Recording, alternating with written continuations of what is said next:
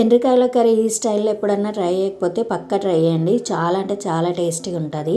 మా చిన్నప్పుడు మా మమ్మీ జలుబైనప్పుడల్లా పక్కా ఈ కర్రీ చేసి పెట్టేది. రిలాక్స్గా అనిపిస్తుంది జలుబైనప్పుడు తింటే. ఫస్ట్ ఆయిల్ వేసుకొని ఆనియన్స్ వేసుకోవాలి. తర్వాత కరివేపాకు అల్లం వెల్లుల్లి పేస్ట్ వేసుకొని మంచిగా కలుపుకోవాలి.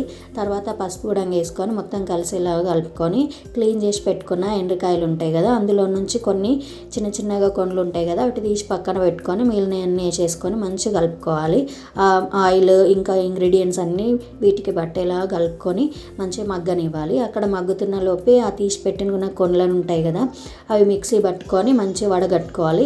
తర్వాత అందులోనే పులుసు పోసుకొని పక్కన పెట్టుకోవాలి. ఇక్కడ మగ్గుతున్న ఎండ్రికాయలలో కారం ఇంకా మనకు టేస్ట్కి తగినంత సాల్ట్ వేసేసుకొని మంచిగా కలుపుకొని అక్కడ మనం ప్రిపేర్ చేసుకున్న పులుసుని ఇందులో పోసుకోవాలి. ఇది మెయిన్ ఇంగ్రీడియంట్ ఏంటి అంటే శొంఠి మిరియాలు మంచిగా దంచుకొని పెట్టుకోవాలి. మగ్గినాక తీసి తింటే అయిపోతుంది.